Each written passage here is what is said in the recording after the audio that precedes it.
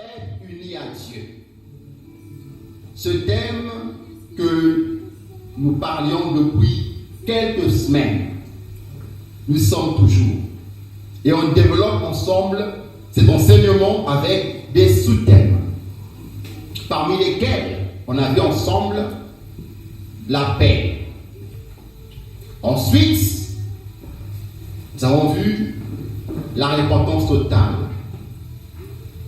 Et maintenant, nous verrons autre chose. Pour commencer, nous allons regarder ensemble le livre de Jean.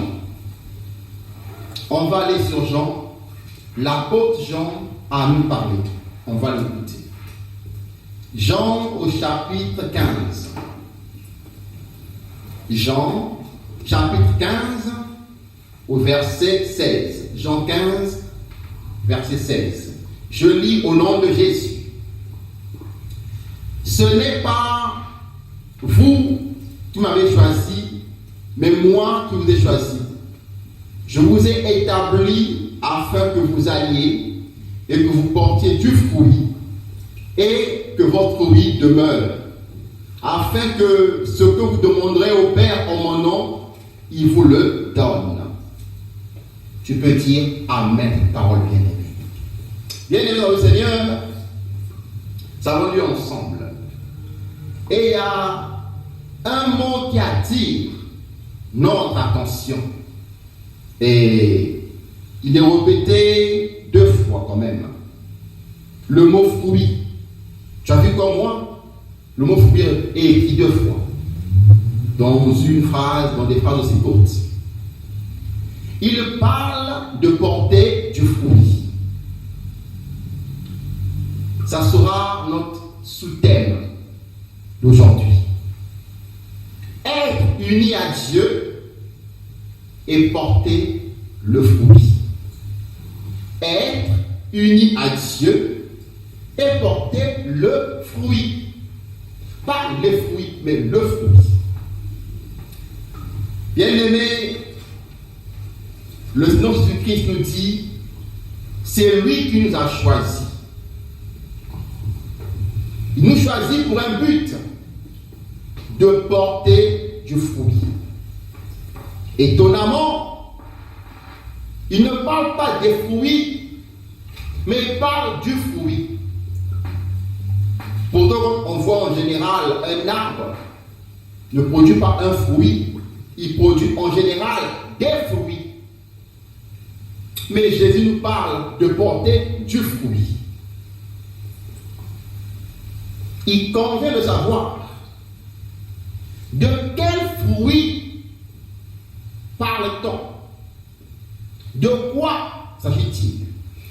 Que cache ce mystère de fruit? Être uni à Dieu et porter le fruit, qu'est-ce que c'est? Bien-aimés, si vous vous rappelez, on avait déjà ouvert une brèche sur le fruit avec le livre de Matthieu, sur Jean-Baptiste. Nous nous rappelons d'une chose. Jean-Baptiste a dit portez le fruit de la repentance. Portez donc les fruits dignes de la repentance. Jean-Baptiste en parlait déjà dans le livre de Matthieu, chapitre 3, verset 8.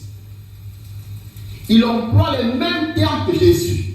Il dit porter du fruit. Jean-Baptiste parle de porter du fruit. Dans Matthieu 3, 8. Jésus parle aussi de porter du fruit. Le but d'être uni à Dieu par Jésus est de porter du fruit. De quoi il s'agit? Est-ce des raisins? Est-ce une mangue? Nous verrons bien ensemble de quel fruit s'agit-il. Ce fruit est-il vendable au marché, à Carrefour, à Casino? Est-ce qu'on peut l'acheter avec de l'argent? De quel fruit parle-t-on? Sois attentif et écoute ce qui suit. Sans plus tarder, on va ensemble voyager et parcourir le livre de Galates, chapitre 5, au verset 22. Galates 5, verset 22. Pour que nous comprenions de quoi il s'agit. Parce qu'il est bon d'être unis à Dieu. Ce mot nous parle de porter le fruit.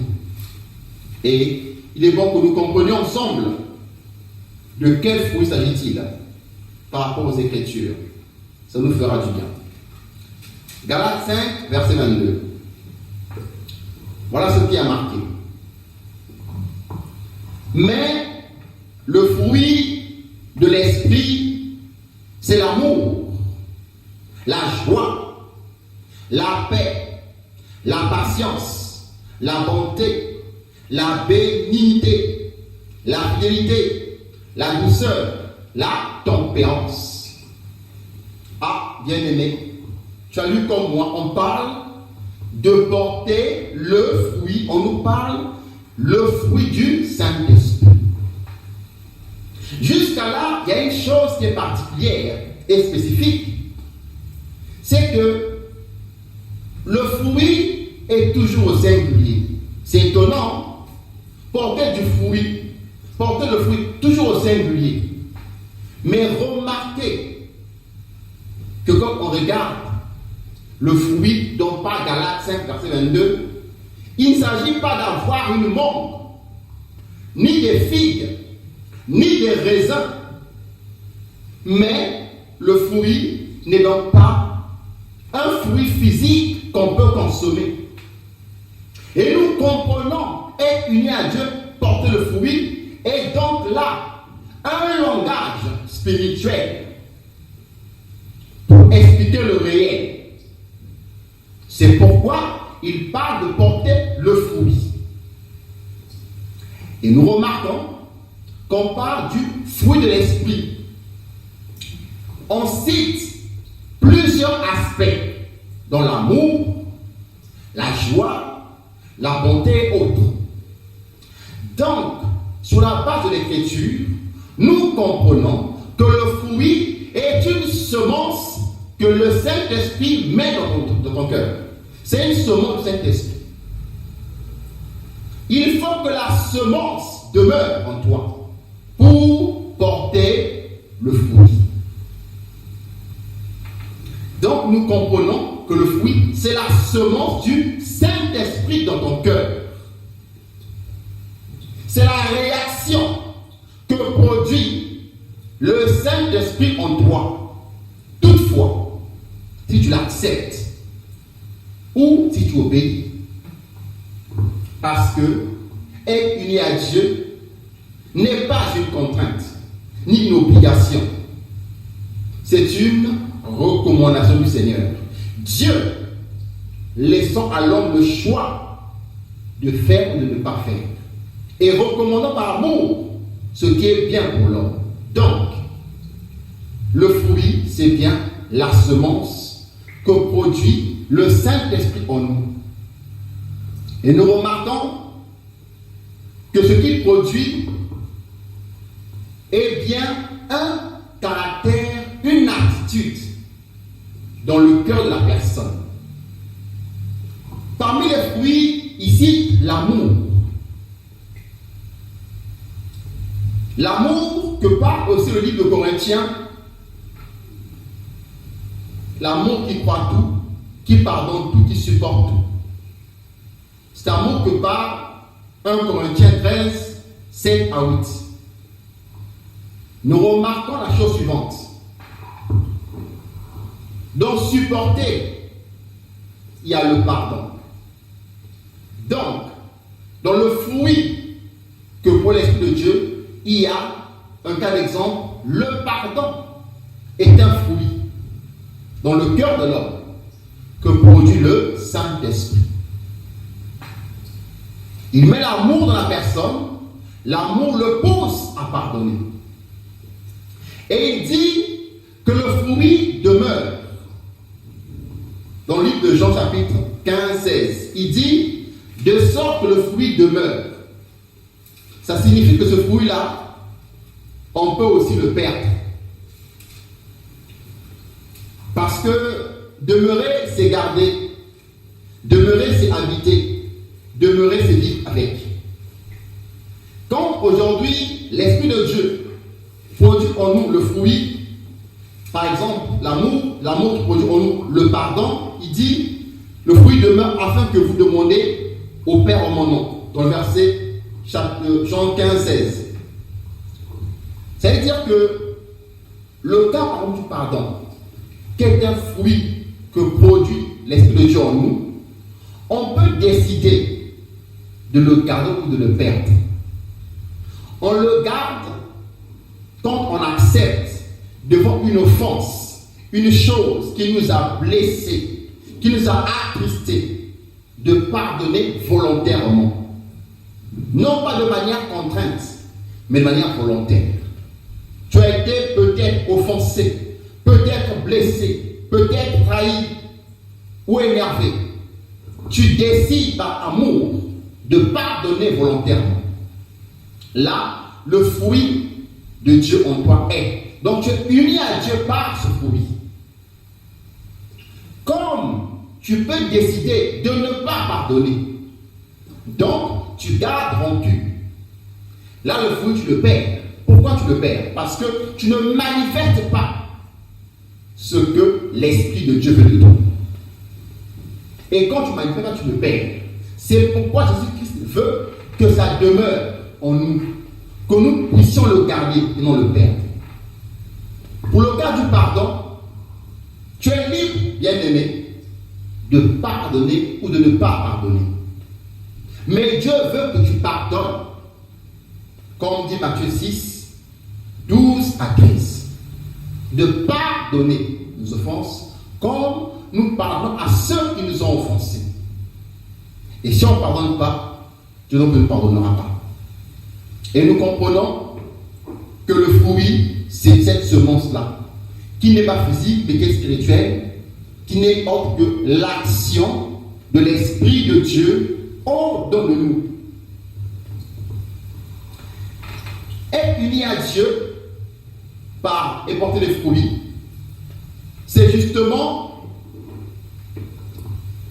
avoir cette semence que l'Esprit donne en nous pousse à avoir des sentiments qui étaient en Jésus. Dans le livre de Philippiens chapitre 2, 5. C'est l'action du Saint-Esprit qui produit en nous le fruit, c'est-à-dire une attitude, un comportement, une façon d'être, une manière de vivre qui ne vient pas de nous, mais de Dieu. C'est pourquoi le Saint-Esprit produit le fruit. Le fruit produit un comportement et ce comportement te lie au Seigneur. Et c'est grâce au Saint-Esprit que nous pouvons à ce moment-là être unis à Dieu et manifester les sentiments qui étaient en Jésus. Parce que nous connaissons une chose, que le Seigneur nous unit à lui par son esprit. Parce que Dieu, pour s'unir à un homme, n'a besoin que de son esprit. Pourquoi me direz-vous? Pourquoi est-ce que Dieu a besoin de son esprit pour qu'on soit unis à Dieu? Et bien la réponse est encore dans Jean. Jean donne la réponse. Pourquoi Dieu veut qu'on soit unis à lui par son esprit? La réponse est dans Jean. Jean, chapitre 4, 24. Jean donne une réponse. Pourquoi Dieu veut que nous soyons unis à lui, mais unis par son esprit. Et l'esprit produit en nous des fruits. Regardons le livre de Jean, chapitre 4, verset 24. Jean 4, 24 dit la chose suivante. Dieu est esprit. Et il faut que ceux qui l'adorent en esprit et en vérité. Tu peux dire amen, frère. Bien-aimé, vois-tu, nous sommes unis à Dieu, non par la couleur de peau, non par notre choix, mais c'est par le choix de Dieu. Et Dieu s'unit à nous par l'Esprit. Parce que Dieu est esprit. Et comme il est esprit, c'est l'Esprit de Dieu qui habite dans ton esprit. À ce moment-là, nous devenons unis à Dieu. Et quand l'Esprit de Dieu habite dans l'esprit, il produit la semence. Et la semence t'emmène au fruit. Le fruit au comportement et caractère, tel que l'amour et autres, que Dieu produit en nous. Parce que nous savons que Dieu, on ne le voit pas. Dieu n'a pas de couleur de peau, encore moins une nationalité. Il est spirituel.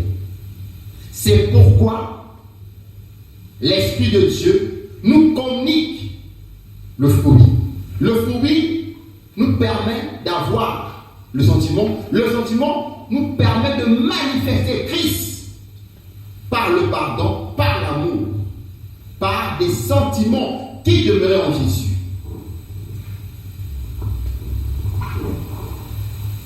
Et il est bien de comprendre, comme nous sommes unis à Dieu et portés du fruit,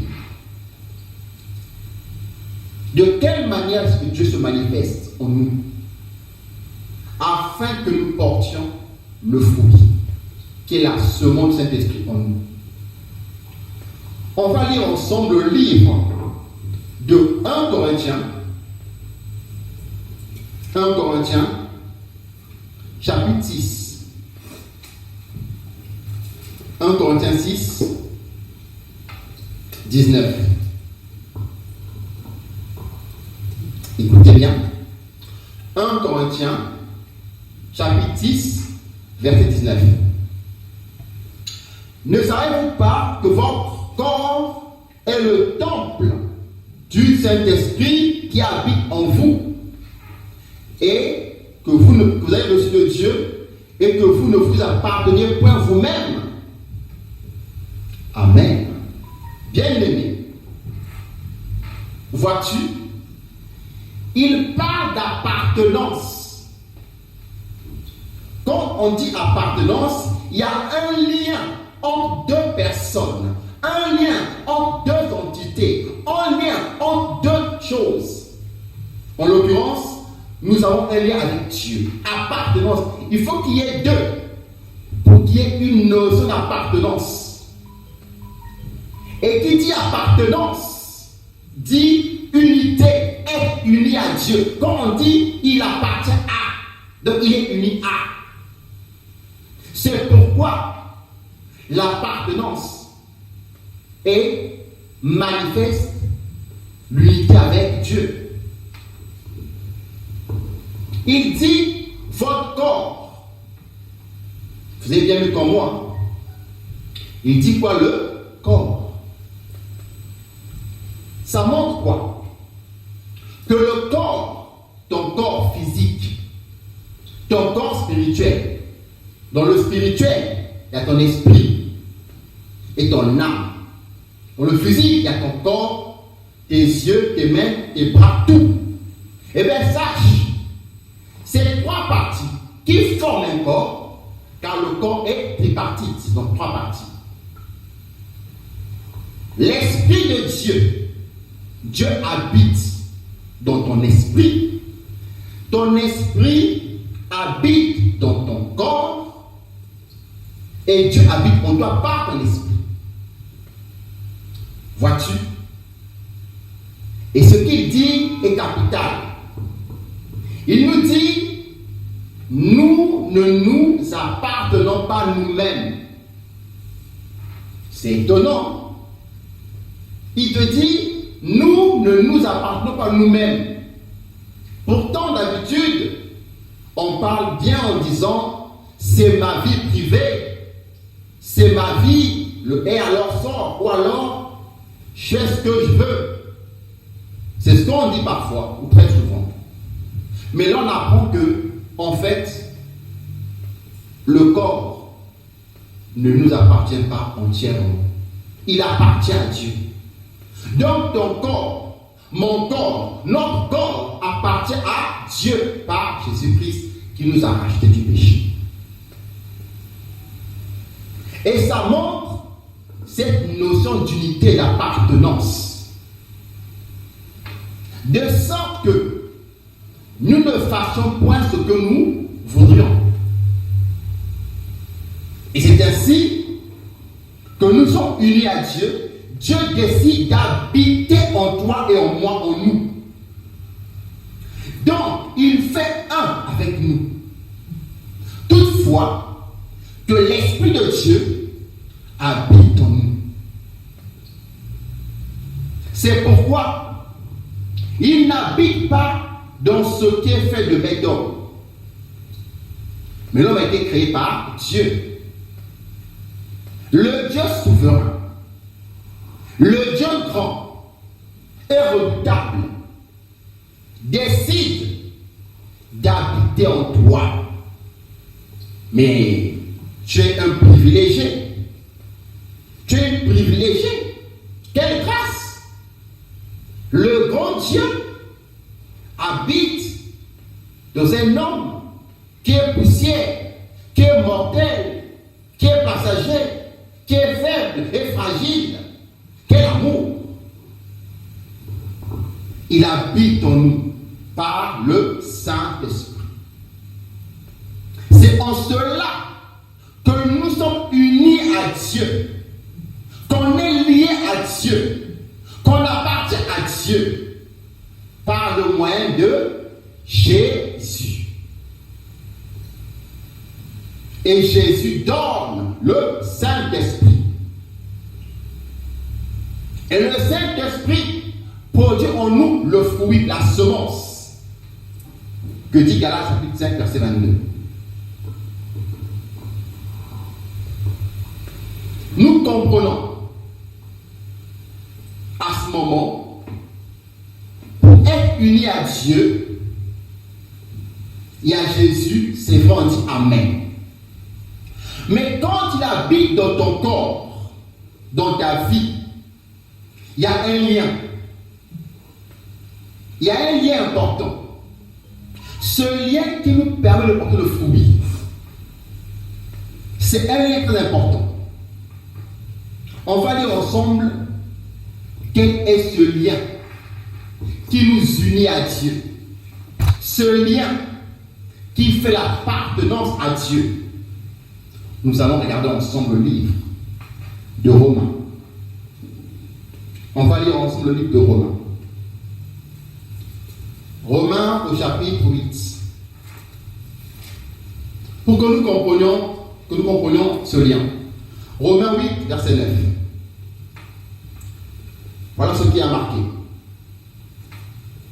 Romains 8, 9. Il est écrit: pour vous, donc vous et moi, pour vous, donc vous et moi, effectivement. Vous ne vivez pas selon la chair, mais selon l'esprit. Si du moins l'esprit de Dieu habite en vous. Si quelqu'un n'a pas l'esprit de Christ, il ne lui appartient pas. Vous avez lu comme moi, bien-aimé, n'est-ce pas? Si quelqu'un n'a pas l'esprit de Christ, il ne lui appartient pas. Et vous avez lu avec moi sur la première phrase, quand il parle: pour vous, vous ne vivez pas sans la chair, mais sans l'esprit. Vous voyez que là, esprit est écrit avec un petit E. Et le même mot, esprit, est écrit avec grand E quand il dit l'esprit de Dieu habite en vous. C'est fait exprès. Il n'y a pas de faute d'orthographe, de syntaxe, de forme. C'est fait exprès parce que c'est inspiré de Dieu. Même l'écriture, son Dieu est écrit. Le mot esprit avec petit E symbolise l'esprit de l'homme, toi et moi, notre esprit. Et le mot esprit avec grand E symbolise le Saint-Esprit de Dieu. C'est pourquoi d'ailleurs, quand tu écris Dieu, n'écris jamais Dieu avec le petit d. Apprends-le. N'écris jamais Dieu avec un petit d. Dieu, c'est avec le grand D. Pareil pour son esprit, le grand E. C'est ça l'écriture. Sois béni. Voici que nous comprenons que l'Esprit de Dieu habite ton esprit et conduit ton esprit. Donc, le lien qui nous unit à Dieu est par conséquent le Saint-Esprit. Le Saint-Esprit est le lien qui nous unit à Dieu, sans lequel personne n'est enfant de Dieu, sans lequel personne n'appartient à Dieu. S'il n'y a pas le Saint-Esprit en toi, tu ne l'appartiens pas. En tout cas, c'est l'Écriture qui le dit. Je ne fais que le lire. Si quelqu'un n'a pas l'Esprit de Christ, il ne lui appartient pas. Donc, le Saint-Esprit est le lien éternel, indéfectible, qui nous unit à Dieu. Si aujourd'hui, de par un téléphone, on peut t'envoyer un lien pour te connecter, en Zoom par exemple, ça c'est tactile ou scientifique ou technologique si tu veux. Mais en Christ, le lien qui nous permet d'être unis à Dieu par Christ est le lien du Saint-Esprit. Il faut que le Saint-Esprit habite en nous pour être unis à Dieu et porter du fruit. C'est l'habitation du Saint-Esprit qui va conduire nos vies et qui va nous emmener à porter ce fruit. Et ce lien effectif, c'est le Saint-Esprit.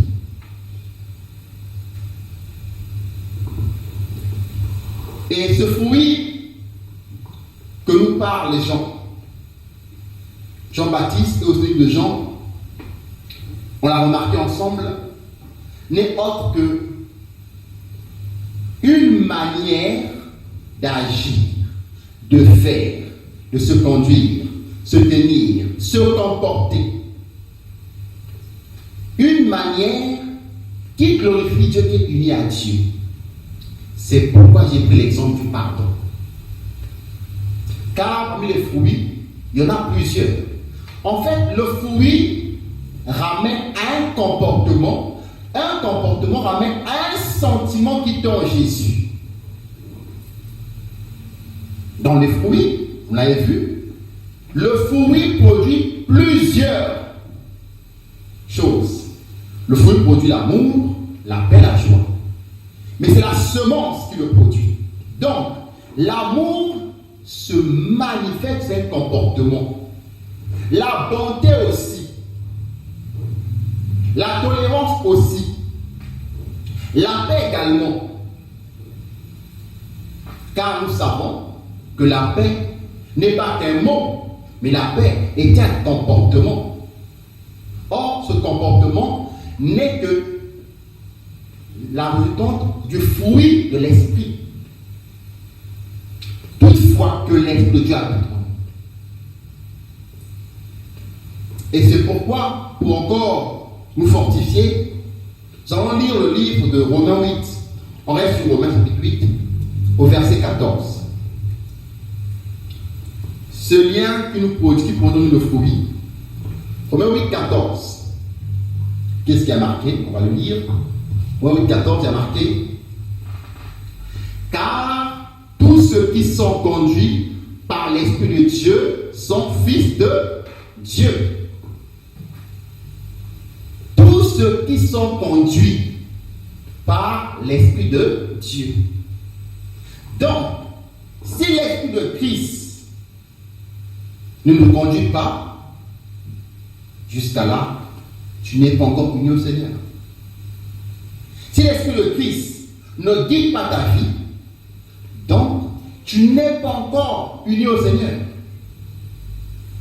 C'est pourquoi la parole déclare que car ceux qui sont conduits par l'Esprit sont fils de Dieu. Car Dieu est esprit et habite en toi par l'Esprit. C'est pourquoi se laisser conduire, c'est accepter que le Saint-Esprit dirige tes pensées, intentions, motivations, comportements, agissements, caractère, ton corps, ta vie, ton âme.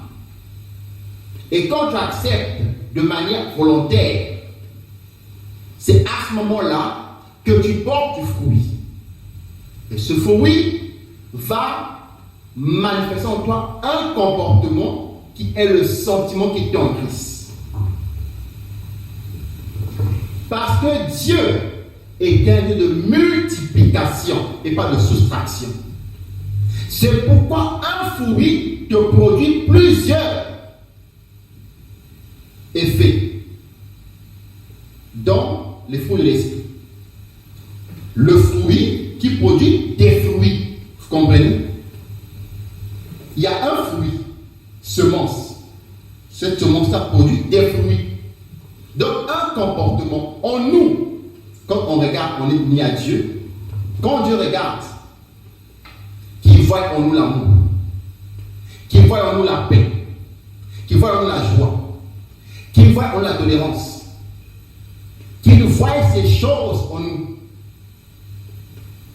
Et c'est à cela que nous sommes unis à Dieu. Car notre manière d'agir, de penser, de faire, glorifie Jésus. Tel que pour le pardon, Jésus a dit à la croix, Père, pardonne-leur, car ils ne savent pas ce qu'ils font. Pendant que les hommes le maltraitaient, le frappaient, le battaient, il dit, Père, pardonne-leur. Il subit un châtiment corporel, châtiment physique. Il subit le fouet, le crachat, l'injure, l'outrage. Jésus a dit, ils ne savent pas ce qu'ils font. Père, pardonne-leur.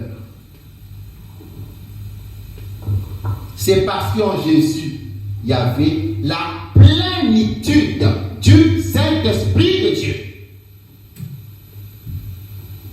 La plénitude.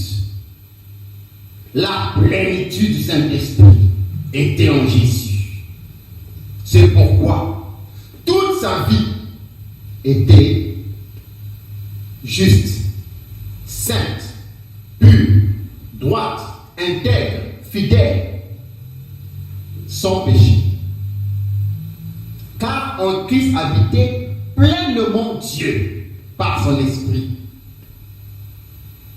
Et le comportement de Christ montre qu'en lui il y a le fruit de l'esprit, le pardon qui manifeste. Souvenez-vous de Judas Iscariote qui va le vendre. Quand Judas vient, il embrasse Jésus. Il l'embrasse, il l'enlace, il lui fait un bisou. Il lui dit, mon ami, fais ce que tu as fait. Il appelle ami un homme qui va le tuer. Vous imaginez un peu? C'est pour t'emmener à comprendre, bien aimé qui me suit. Le fruit est un comportement, une attitude qui vient de Dieu, pas des hommes. Car ça vient d'en haut. La capacité, Dieu te donne de pouvoir agir avec lui. Ce fruit, contrairement au fruit physique ou charnel tels que le raisin qui a clair à croquer, ou l'amande, ou ce qui est figue. Le fruit de Dieu implique une souffrance, une douleur, parce que Christ a été offensé à la croix. À la croix, Jésus n'a pas reçu des bisous ni de câlins. Il a reçu un châtiment corporel et autres. Le fruit, c'est que tu subis parfois des choses qui sont désagréables. Parfois, tu es provoqué en public ou devant des tierces personnes par des injures, accusations, provocations. Le Seigneur veut que tu fasses peu de maîtrise face à ces choses. Parfois, tu es parfois négligé, méprisé. Seigneur veut que tu puisses pardonner. Parfois, la colère peut t'emporter. Le Seigneur t'emmène à tempérer, à te calmer, à te maîtriser. Ça fait mal, hein? Ça fait mal. Surtout quand tu subis une injustice, un boycott, ou alors une jalousie, ou un rejet, ou un complot. C'est l'homme qui demande de pardonner. Ou une trahison, demande de pardonner. Donc ce fruit-là, il fait mal. Il fait du bien au cœur. Et le corps, les sentiments, parfois, on subit. Mais c'est à ces choses que nous sommes appelés à marcher. De marcher par l'esprit. Pour ne pas accomplir les œuvres charnelles. C'est pourquoi ce fruit implique un effort de tous les jours. De tous les jours. Être uni à Dieu, c'est tous les jours s'efforcer à plaire à Jésus. Parce que nous appartenons à Jésus. Bien aimé, ta Bible comme la mienne l'appelle comment? L'Éternel des armées. L'Éternel des armées. Bon, dans l'armée, si le général donne un ordre au capitaine, ou au caporal, ou au soldat, est-ce que le capitaine ou le subalterne peut-il prospérer, rejeter, bouder? Il dit à vos ordres, mon commandant, il s'exécute, n'est-ce pas? Bien. Si dans l'armée, un ordre est exécuté, sans réfléchir, à plus forte raison en Jésus, nous sommes comme des soldats enrôlés dans l'armée du Seigneur, comme dit Paul. Nous sommes comme des soldats enrôlés dans l'armée de Christ, dont Jésus est le souverain, le roi, général, le chef. Et nous, nous exécutons comme serviteurs. Je sais que parfois, c'est pas facile. C'est compliqué. C'est douloureux. Mais c'est le prix à payer pour le fruit. Si tu parles de maîtrise de soi, comment veux-tu être sûr qu'en toi est la maîtrise si tu n'as pas été confronté à des provocations, des choses qui vont te mettre hors de toi? Il faut qu'on te bouscule un tout petit peu, qu'on te provoque un tout petit peu, qu'on te cherche des noises et que je te calme, qu'on te dénigre, qu'on t'insulte ou qu'on te rejette et que tu puisses dire Dieu te bénisse. C'est à ces choses qu'on est appelé. La vie chrétienne, ce n'est pas une vie de tranquillité, de oisiveté, où on dort, on mange, on boit, et on dit on est béni. Non frère, non sœur. la vie chrétienne, il y a la souffrance, l'implication, le sacrifice à Jésus. On est béni, oui, mais justement, souffrir aussi pour Christ, c'est aussi une bénédiction. C'est une erreur de croire que tout est une facilité. Non, non. Nous devons être mis à l'épreuve, payer le prix. Pour connaître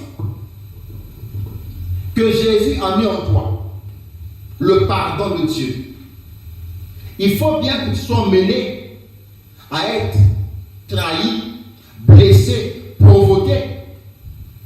Quand tu vois la personne qui a parlé mal de toi, qui t'a provoqué, qui t'a calomnié, qui t'a sali, quand tu le vois, il ne faut pas que ton cœur s'enflamme pour dire je ne parle plus, je le zappe, je l'ignore, je t'entends parler de lui, trop c'est trop, ou vouloir une vengeance, une rancœur. Il faut être capable, bien que la personne t'ait fait du tort, quand tu le vois, de ne pas s'enflammer, de ne pas s'énerver, de manifester l'amour, le pardon. Si ton cœur est encore énervé, quand tu entends parler d'une personne, il sait que tu ne l'as pas pardonné de ton cœur. Quand on pardonne, l'affaire n'a plus d'impact sur toi. Le pardon, ce n'est pas couvrir un péché. C'était à l'époque de l'annonce. Le pardon, c'est effacer. C'est-à-dire, ce qui t'a été infligé n'a plus d'effet sur toi. Tu ne demandes ni vengeance. Tu demandes un pardon, tu demandes à vivre autrement. C'est pourquoi elle déclare que le pardon est une chose qui libère. Je cite là un fruit que le pardon, parmi tant d'autres, il y en a plusieurs. Je répète, il y a un fruit qui produit en nous les fruits, donc le comportement de Christ. Nous devons être confrontés à des situations tous les jours pour démontrer qu'en nous, le fruit de Dieu demeure et que nous sommes en Christ. Voyez-vous, quand on passe du CM de la 6e, la 3e au lycée, du lycée à la faculté, du lycée à la faculté, ne fait-on pas des examens? Pourquoi on le fait? C'est pour évaluer tes connaissances, pas pour te punir. C'est pour voir est-ce que tu as bien compris, bien assimilé. Donc tu es mis à l'épreuve. D'ailleurs, ce que tu fais à l'école, n'est-il pas marqué épreuve dessus? Qu'est-ce qui est marqué dessus? C'est pas marqué épreuve ou examen? D'accord. Eh bien, ça va commencer avec eux. On est testé, on est éprouvé pour que les fruits de Dieu en nous soient manifestes. C'est pourquoi il est important de rendre gloire à Dieu en toutes choses. Car il déclare que c'est la volonté de Dieu à notre égard. Bien-aimé, il est bien de comprendre, être unis par l'Esprit, d'où vient le Saint-Esprit, ce lien qui nous unit à Dieu. D'où vient-il? Peut-on le payer sur Internet, sur eBay? Peut-on le commander à Carrefour? Peut-on le commander sur alibaba.com ou ailleurs, ou sur Amazon? C'est une question, on aura une réponse. D'où vient le Saint-Esprit? On va regarder ensemble dans le livre de Actes. Actes des apôtres répond à la question. vient le Saint-Esprit. Actes, chapitre 1, 5 à 8. Actes des Apôtres, chapitre 1, versets 5 à 8. On va le lire. Car Jean a baptisé d'eau, mais vous, dans peu de jours, vous serez baptisés du Saint-Esprit. Alors, les apôtres réunis lui demandèrent, Seigneur, est-ce en ce temps que tu rétabliras le royaume d'Israël? Il leur répondit, ce n'est pas à vous de connaître les temps ou les moments que le Père a fixé sa propre autorité. Écoute dans le 8. Mais vous recevrez une puissance, le Saint-Esprit survenant sur vous, et vous serez mes témoins à Jérusalem, dans toute la Judée, dans la Samarie, et aux extrémités de la terre. Amen.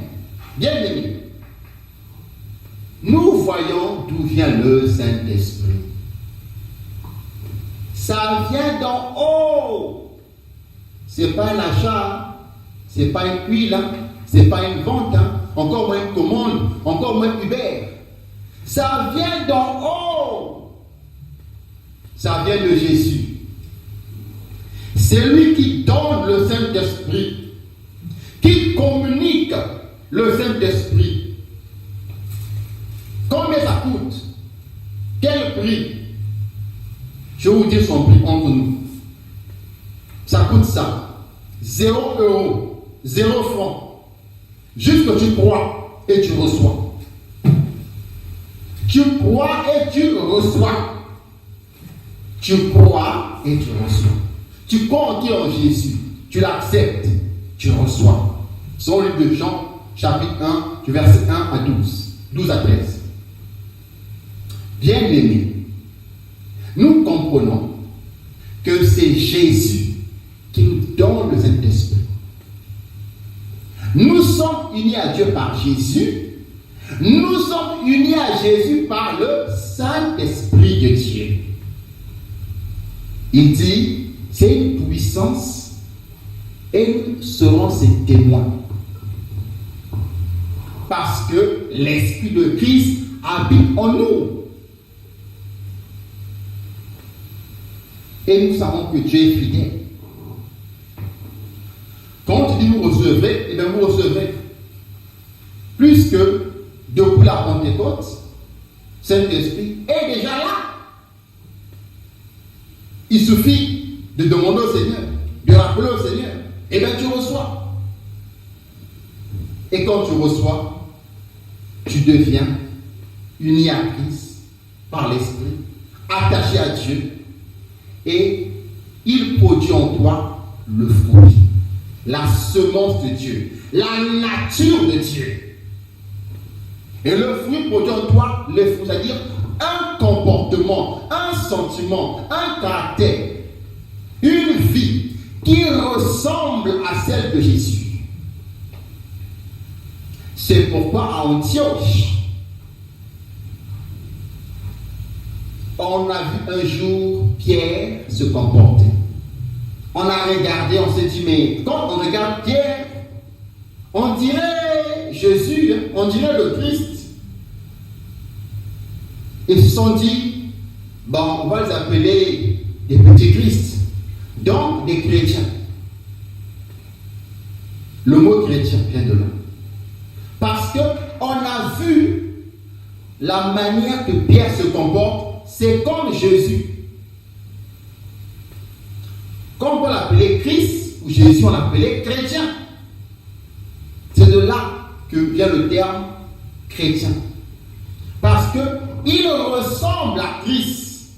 Il prêche comme Christ. Il parle comme Christ. Il prie comme Christ. Il se comporte comme Jésus. Donc, c'est des petits Christ, des petits Jésus, des chrétiens. En voyant le comportement de Pierre, on a dit ça, c'est comme Jésus. Il ressemble à Jésus, hein? Non pas une ressemblance physique, s'il vous plaît, car l'esprit n'est pas physique. Seulement, le Saint-Esprit habite dans un corps physique, mais il n'est pas physique. La ressemblance de Christ à Pierre, c'est que dans l'attitude, on voyait en Pierre les mêmes réactions qu'en Jésus. L'amour du prochain, la compassion. On voyait ces choses. Et c'est pourquoi cela a poussé les gens à appeler les premiers chrétiens. Ce comportement est différent du comportement charnel. Comme nous là, marcher par l'esprit et non par la chair. Parce que la chair, ses désirs sont contraires à l'esprit. Si on vit par la chair, on se comporte, on vit, on se comporte, on vit comme des païens. C'est comme des païens et dans le péché. À ce moment-là, le péché attire en nous la mort spirituelle d'abord. Après la mort spirituelle, il y a la mort physique. Et quand on meurt physiquement, cette mort physique t'emmène droit en enfer. Et en enfer, il n'y a pas de pardon, il n'y a pas de repentance. C'est pourquoi Jésus est mort pour nous éviter ce chemin. Donc, il y a encore le temps, aujourd'hui, maintenant, de revenir à Christ par la repentance et porter le fruit digne de repentance, afin de vivre comme Christ et être unis à Dieu. C'est pourquoi on va voir ensemble dans l'unité avec Dieu, être unis à Dieu par les sentiments qui sont en Jésus. Dans le livre de Philippiens 2.5. Nous allons regarder quelques sentiments, c'est-à-dire le fruit, ce que produit le fruit en nous, le fruit qui produit les fruits. Vous comprenez? Le fruit, la semence de l'esprit qui produit les fruits, un comportement, une attitude en nous. On va lire le livre de Marc, chapitre 10, 21. Marc 10, verset 21. Voilà ce qui a marqué. Jésus, l'ayant regardé, l'aima et lui dit: il te manque une chose, va, vends ce que tu as, donne-le aux pauvres, et tu auras un trésor dans le ciel. Puis viens et suis-moi. Tu peux dire amen, bien-aimé. Vois-tu, Jésus l'aima. Donc Jésus manifesta l'amour à l'égard d'une personne qu'il a rencontrée. La personne était croyante. Elle servait aussi le Seigneur. Il lui manquait une chose. Une seule chose. Bien-aimé, Dieu seul sait ce qui nous manque pour être comme Jésus. Dieu seul sait. Mais demande au Seigneur qui te révèle. Qu'est-ce qui te manque pour être comme le Seigneur? Qui te montre ton état d'âme et que tu vois qu'est-ce qui a abandonné, qu'est-ce qui a corrigé, qu'est-ce qui a changé. À ce jeune qui était un bon chrétien, un bon croyant, qui pratiquait toute la loi de Moïse correctement. Mais quand Jésus a regardé, il lui manquait une chose. Si à ce jeune homme riche, il lui manque une chose, Dieu sait. Qu'est-ce qui nous manque à nous? 2 choses, 3 choses ou plus, Dieu le sait.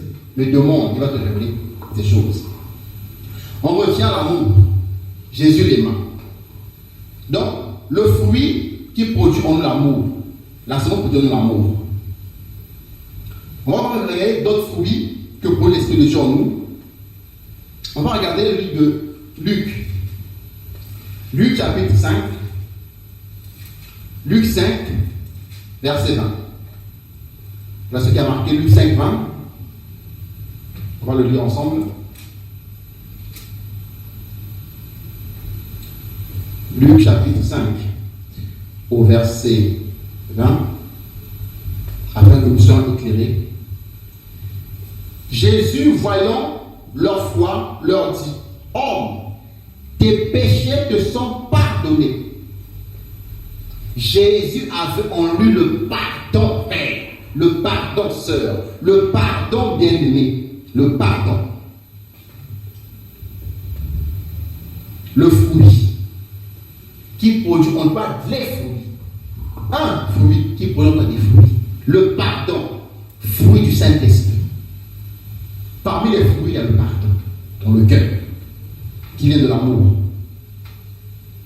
Le livre de Marc, toutes ces choses, c'est le Saint-Esprit qui les produit en toi. Toutefois, que tu es disponible à faire ce que Dieu te demande. Prends cette écoute. Marc 1, 35. On va relever quelques fruits, quelques points sur le fruit, sentiment qui t'entrisse. Vers le matin, Marc 1, 35, vers le matin, pendant qu'il faisait encore très sombre, il se leva et sortit pour aller dans un lieu désert où il pria. Jésus, de bon matin, allait prier. On retiendra, Jésus était un homme de prière. Sa vie n'a pas passé à manger, boire, dormir. Il jeûnait. Matthieu 4, 4. Matthieu 4, 1 à 4. Un homme de jeûne, un homme de prière. Oui, c'est ça le fruit. C'est un comportement qui manifeste Christ. Un sentiment qui manifeste Christ. Homme de prière, le fruit dans le cœur.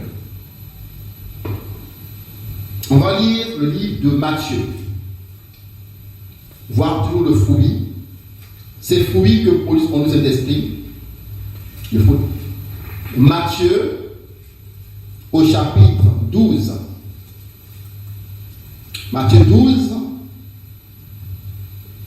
verset 7. Voilà ce qui a marqué. Si vous savez ce que signifie « Je prends plaisir à la miséricorde et non au sacrifice », vous n'auriez pas condamné ces innocents. Amen. Jésus était miséricordieux. La miséricorde. Miséricordieux. Il avait la miséricorde, lui. Et ça, c'est important. Être miséricordieux. C'est le fruit encore que produit en nous le Saint-Esprit. On va lire le livre de Matthieu 20.